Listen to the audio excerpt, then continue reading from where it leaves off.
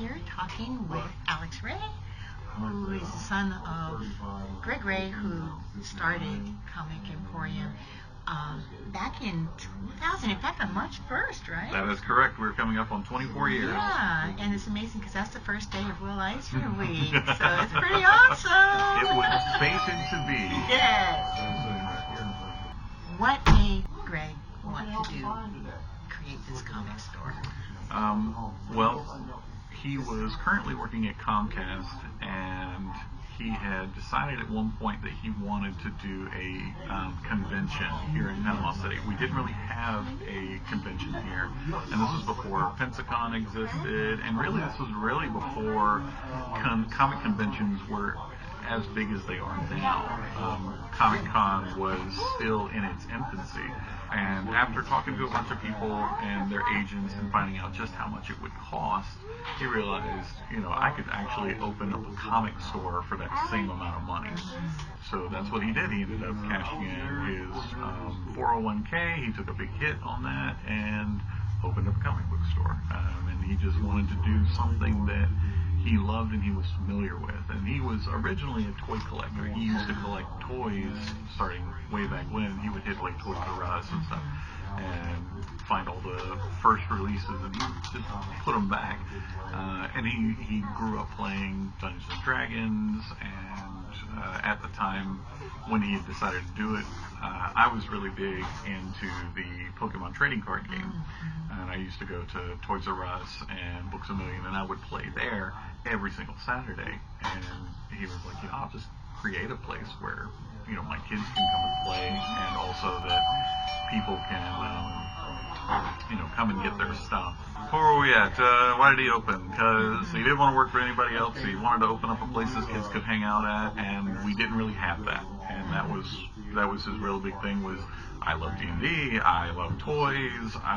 He's not really big into comics, but he does have he liked horror comics, like Creepy and House of Mystery. But he also liked Man-Thing, which is his favorite character in the Marvel Universe.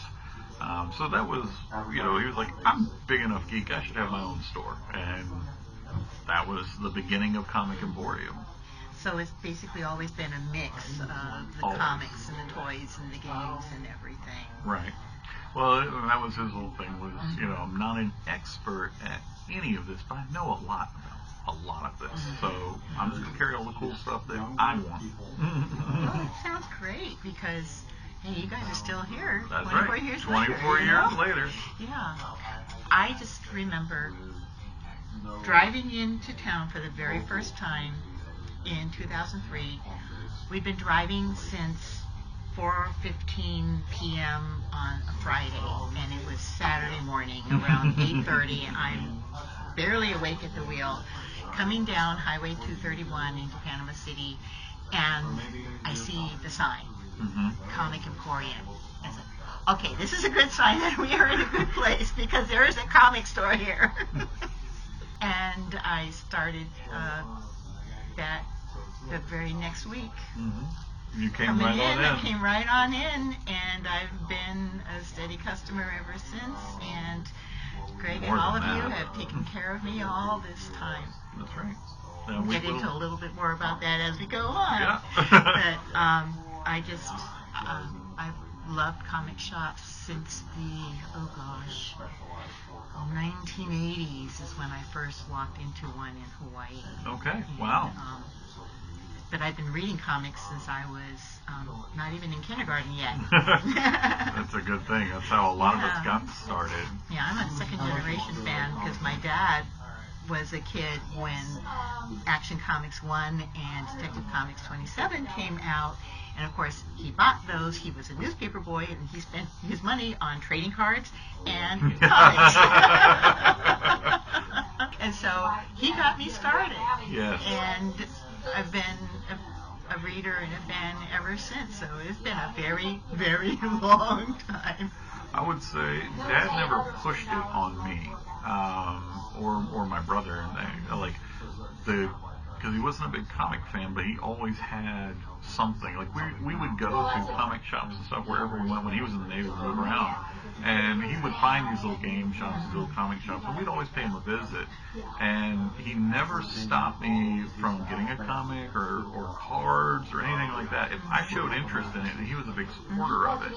And I have a vivid recollection of the first time I went into a comic shop here in Panama City, and there was just rows and rows and rows of back issues, and they were all over the store, and the store was very, very cramped, and Dad was like, just go look, and whatever you find, just show it to me.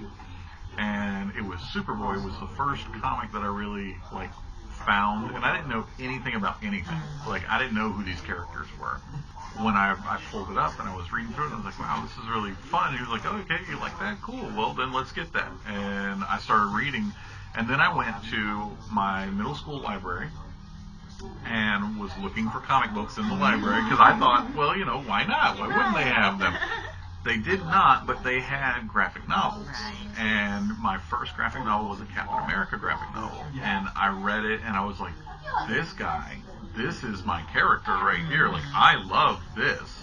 And I didn't understand a lot of what I was reading, even though I grew up on Dr. Seuss and stuff. I was, dyslexic, and they didn't have a diagnosis for that at my time. So I was finding it very difficult to understand, but I learned how to read better using comics and graphic novels, because you had to come up with what is whip? Whip is not a real word, right? Exactly. And I'm like, I have to understand. I had to am I reading that right? Oh yeah, that is how that's how those letters go together. And so I became a better reader because of those comics. And Captain America was the guy that I associate with as where I got my start. And so I started picking up everything Captain America that I could get. And Dad was like, oh, well, if you like Captain America, well, hold on, And then next thing I know, he's handing me a stack of Captain America comics. And that was my entry into comics, was really him taking me to that comic book store for the first time, and then him handing me a stack. So I guess comics have always been a part of my life, and really a very influential part of my life too. You carry here, like I said, all kinds of books. You do the weekly releases. You've got here in the front. You carry some back issues. Oh yeah, over 9,000 back issues. Yeah, and up on the wall, you've got some of the Wall of Fame. collectibles. Right. Yes, we have our Wall of Fame. The first appearances, the deaths of, the marriages of, the first-time partnerships. Yeah, we've got a lot of that kind of stuff. The cool stuff that we've had, we've had the first appearance of the first black suit Spider-Man, which would have been, in the Secret Wars in the 1980s. We've had the first Harley Quinn, which was in 1993, I believe it was, 1992, somewhere right in there. Because Harley Quinn didn't exist before the 90s. So we've had a lot of really cool things. The biggest, and everybody always says, what's the biggest thing you've ever had? Have you ever had Action Comics, number one? You ever had a Hulk 181? And nope, nothing like that. I wish. But our first was Giant Size X-Men number one, which was the first real X-Men. First time we've seen the new X-Men, the X-Men we know: Cyclops, Storm, Nightcrawler, Colossus, Wolverine. And we had that one, and that was just a really incredible historical thing to hold. You're like, wow, this is the first time this team came together.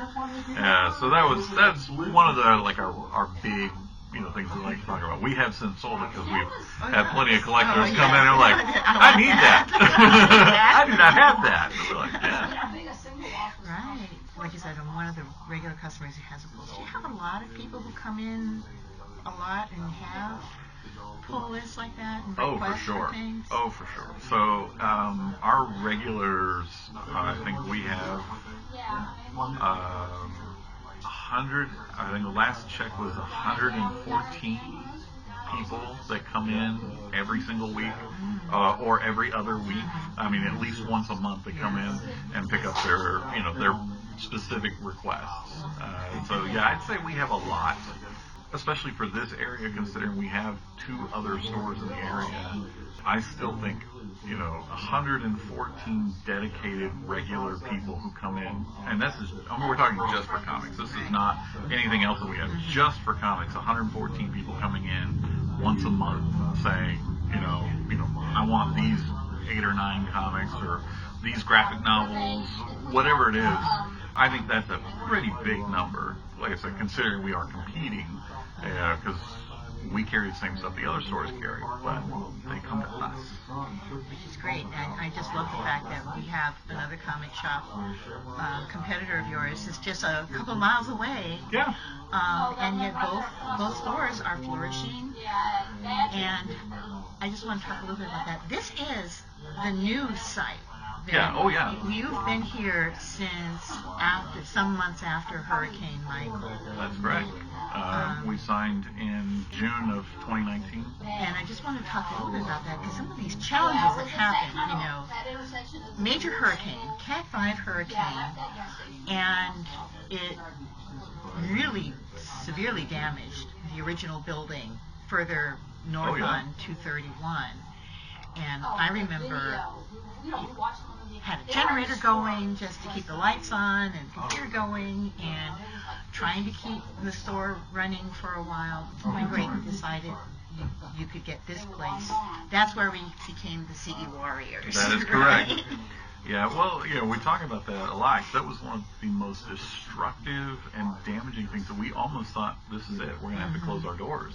And that's only happened one time before, and that was the first year we were open. But this was like, we talk about when 99% of your inventory is paper. Yes. It doesn't respond well to Category 5 winds and rain. And when the roof caves in and the windows are blown out, we lost a lot. And then we spent the whole winter without power, without internet. What it was Dad sitting up here with a propane heater, and he was running the store computer off of a generator and his phone, his hotspot. That was it. And still people came in during that time looking for what we had, and we made it through that winter. And then you guys all showed up. Community came together as we were going, well, what do we do? I mean, we can't rebuild this. And you all said, what do we got to do to make sure you don't shut down? Well, we got a new location, and we're going to need to get it ready to go immediately. And you guys said, all right, put us to work. Yeah. And we came into this place, and there was nothing here. Yeah. We didn't even have ceiling tiles yet. We didn't have lights. We had a frame to build off of, which, in retrospect, that's what we really wanted. So you need to start from scratch. Yeah, much, right. We could build it the way we wanted it. Since it was available. Any place else that you were to move into, you move into another outlet mall or something like that, like the space is already built for you, but we had the opportunity, and y'all did not disappoint. You were here, we put up walls, we painted, we put in light, and we did everything. You all made Comic Emporium what it is today. We survived because the community said, we're not going to let our comic shop die on us. So what are we going to do? And that has been the most humbling and empowering thing, to know that even when we were going, I think this is it, the community said, no, it's not it. What do we got to do? You tell us, because we need you. Well, we definitely, my family. Oh, for sure. Definitely. Yeah. As a librarian who needs you guys to help me out with comics and graphic novels for the library, as well as my own reading. I mean, even if you weren't able to continue to place orders with us, the amount of support we get with our partnership with the library is incredible and invaluable. There's never a time where I could ever think, like, could we do this without you guys? No, we need you. We absolutely need you. It's just the way it's always been. And it's amazing that you actually started with the card and collectible shop in here sharing the space, and then not too long ago they were able to find their own space and managed to expand, so you've got extra gaming areas. And so it's just been amazing that that this shop has been able to help out the whole, as you said, the whole geek community, whatever they're into, whether it's games or the toys or the comics and graphic novels, you're able to provide all of that. We talk about there was a time when being a geek was a bad thing, right? Oh yeah, I remember. I mean, you were the outcast. You liked the fringe things that nobody had heard of, and then at some point, all of us geeks grew up and gained positions of power, and was like, no, wait a minute, this is the cool thing.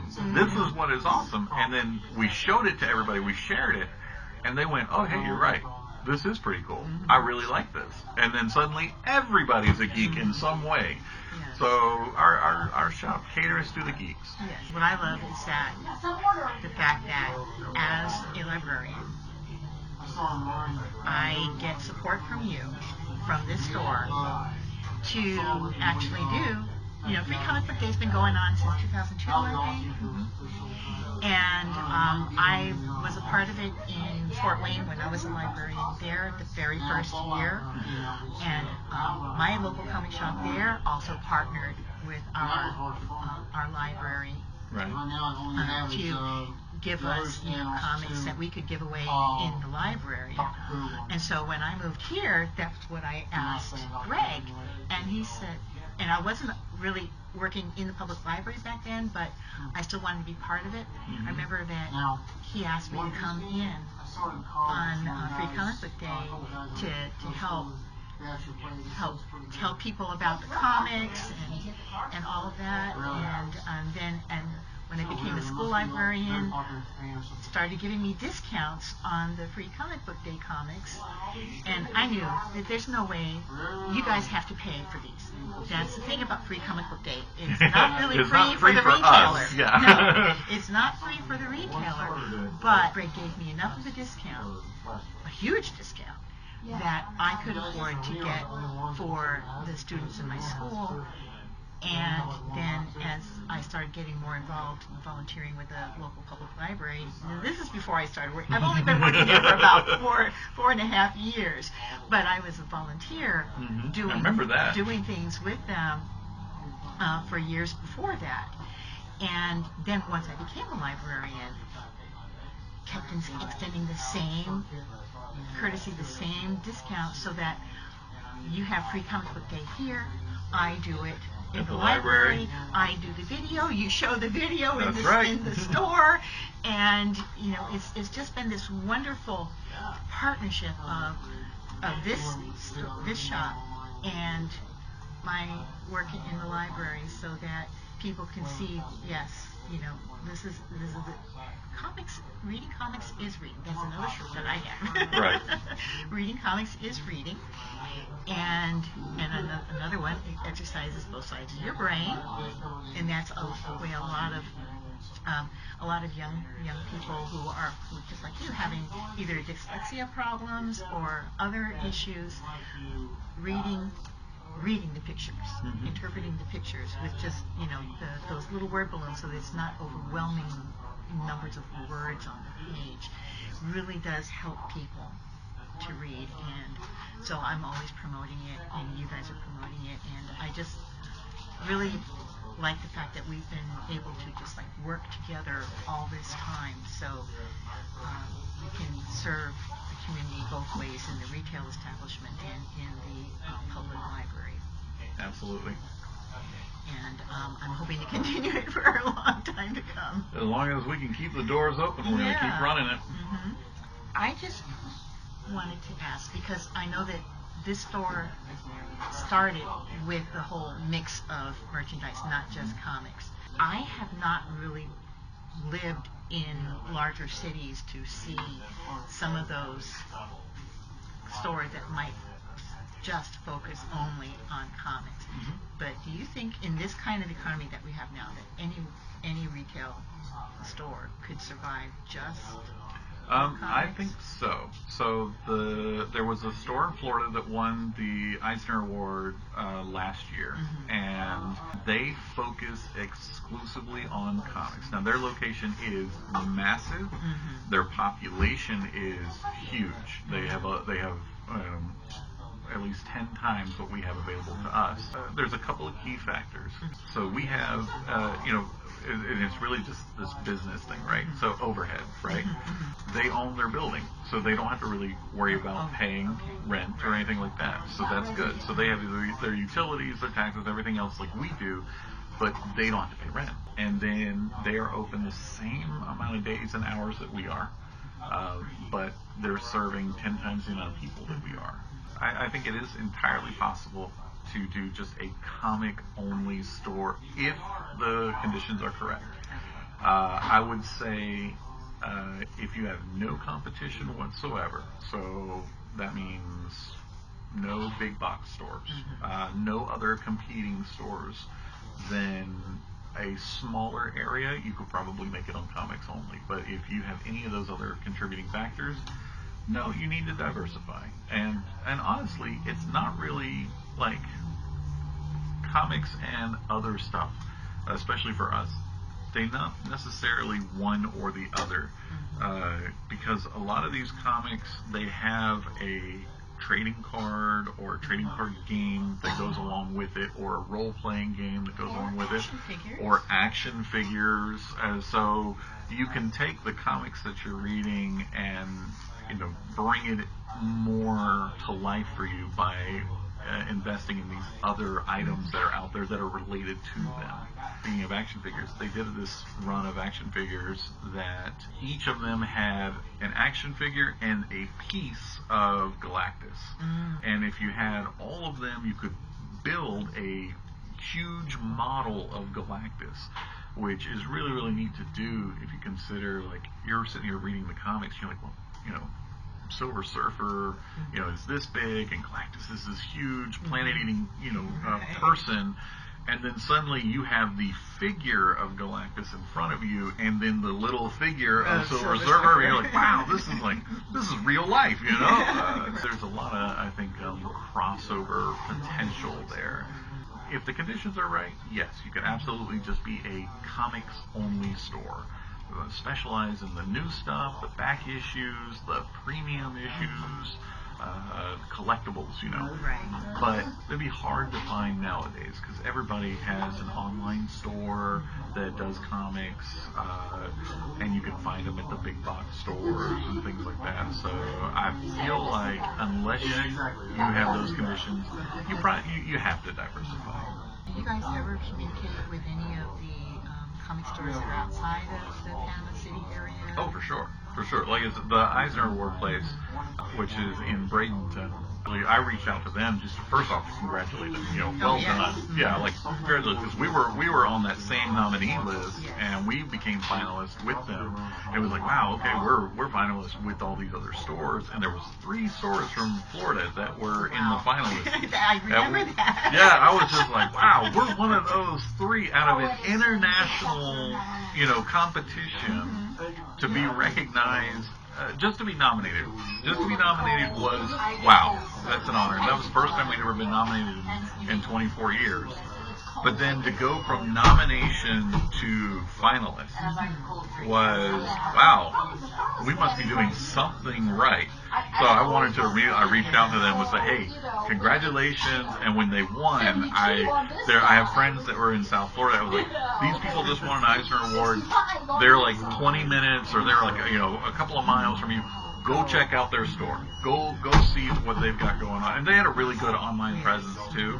I have friends that run stores in Montgomery and in the Atlanta area, which when we talk about Atlanta, you can't just say Atlanta. No, it's Metro Atlanta. Yeah, right, yeah. Not just Metro Atlanta, but the Atlanta area, like the boroughs around. Yes. And I talk to them, and they come to visit us when they're on vacation. Just like when I go to places, I want to go see their stores too. Hey, what are you doing?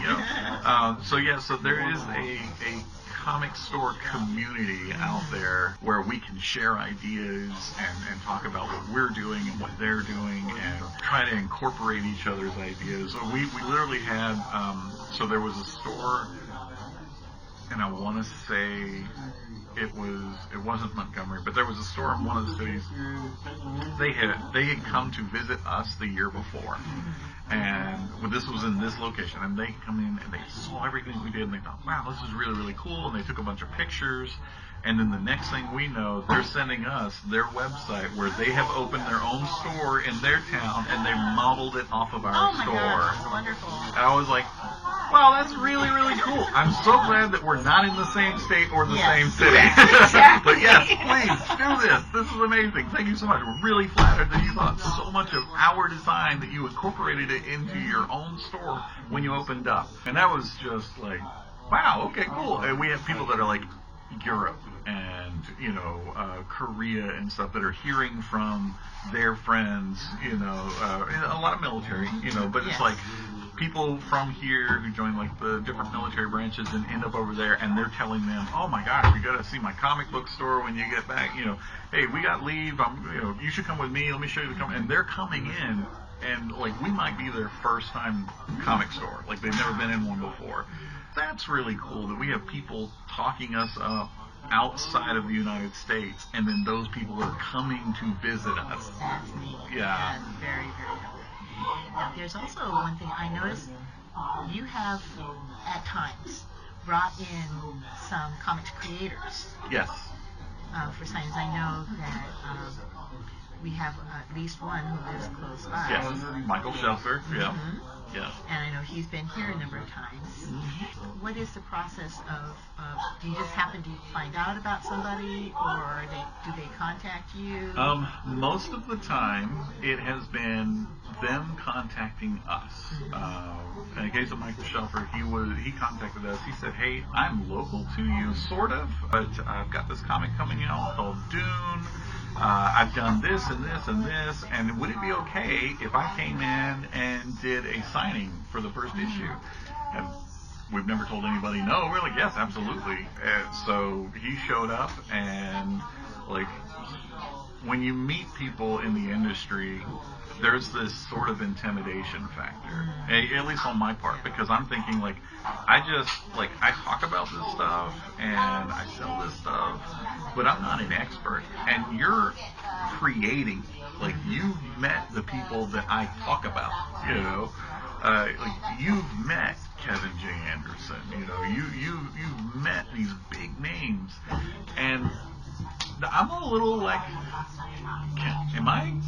should I be talking to you about this? Like, you're a little bit like comic book royalty to me. And when they come in and they're just regular, humble people, and they're like, you did this thing. I'm like, what do you mean you did this thing? You like created this character. You created this world, and you're just like, oh, it's just a job, I'm just doing what I love. And that just blows my mind. And I will say, as many creators that we've had come through here, there has never been one that was unpleasant. There was never one that had like serious demands about, I need, this bottle of water and only green M&M. No, and most of the time I'm sitting here like, can I get you something? And they're like, no, it's fine. I'm like, really? Because, you're coming in here for free. Like, I'm not paying you to do this. Like, I just want to support my work. That's just crazy to me. And we've had some really cool people come through. The creator of Kathy Canuck came through and did a sketch for us with Kathy Canuck and Fanboy, our imp, who was our mascot for a long while. We've had like the Red Power Ranger come through. I mean, we have these people that are coming into the store, and they're just really down to earth, genuine, nice people. And I was like, even if you weren't who you are, I think I'd love having you just come in and hang out and talk to me. So that is just absolutely great, and I am just hoping that you guys are going to keep going on, and that we're going to, like I said, we're going to continue our partnership. Yes, for sure. comic store and library. Why not? That's right. It's a perfect symbiotic relationship. It's really fun because I started doing this in Hawaii with my local comic shop in Honolulu. And back then, the other librarians are going, "What are you doing? What do you mean you want to bring comics into the library? What are you doing?" And that, back in the 80s, they just didn't understand. Sure. And just to see how things have changed over the years to where now my fellow staff at Bay County Public Library saying, "Yeah, let's get them in." Yeah. Well, that's it. That's our people have, assumed these positions and done away with the stigma that, comics are bad and they'll rot your brain, and it's the exact opposite. That's why I kept trying to tell people when I was a school librarian. They say, "I don't want my kid borrowing nothing but graphic novels." I say, "Excuse me, I'm a National Merit Scholar. Mm-hmm. I've read comics since before I started kindergarten. Never stopped. Yeah. And I'm an honor student." Right. So comics are great. Mm-hmm. And just to have a store like this, and it's really funny because you and Arena Comics have a lot of the same things, and yet I really do love that both stores are thriving with the different groups that come in, the gaming groups, as well as the comics fans who come in to get their pull list and buy. Like yours. And just to have this in the community to provide fun. Right. It can be serious fun too. I mean, reading comics, some of the comics, as anyone knows, there are some that can be very, very serious and actually teach something great, as you read them. Which is something that I know Will Eisner did a lot with his, not spirit necessarily, even with the spirit some, but with the other ones that he did that delved more into what his own life as an American Jew in New York. Right. You're seeing a lot of creators who are doing that, and they're getting their books in and getting them out there for people to buy and to read, or they sell them to the library so our patrons can borrow them and read. True. Yeah. I think you and Dad have that same philosophy of that. If your kid's not reading, let them pick a comic book out. Mm-hmm. And if they start reading comic books, they're reading. Exactly. Let them read. Exactly. Yeah. And then for me, like I said, my dad, it was just, well, yeah, why not? Sure. And got me started. And so, like I said, I've been reading comics all my life, ever since I could read. That's how I learned to read. Same. Comics from the newspaper, and then a lot of Harvey comics as Right. a kid, and then branching out, I discovered the Spirit and Batman and Superman all around the same time in second and third grade. So. Yeah, Spirit's one of those comics you don't hear a lot of people talking about anymore, but man, I love that noir style, and that is just like, if anybody hasn't picked up a Spirit comic, they should. I feel like we have some of them in the public library, Nice. as well as a lot Love of that. Will Eisner's other graphic novels Good. as well. Good. I try to keep some of those in the collection. For good reason. Yes. Well, I want to thank you very much, Absolutely. Alex, for talking with me. That's one thing I can do. But I just want our anyone who's watching this, whether you are a resident in Panama City, or if you are watching this through the Will Eisner Week programming, go to your local comic shops. Please. And please go and talk to the people who are running those shops. If you have questions, they'll always be glad to answer you. There are so many great stores out there all over the country. That's right. And I just really encourage everyone, and libraries also, to reach out to your local comics retailers, because you can build partnerships the way I did. That's absolutely right. With Comic Emporium. That's That's absolutely right. And if you need suggestions, that's what we're here for. If you don't know where to begin, ask us. Let us help you find a place to begin. All right. Thanks again. Thanks.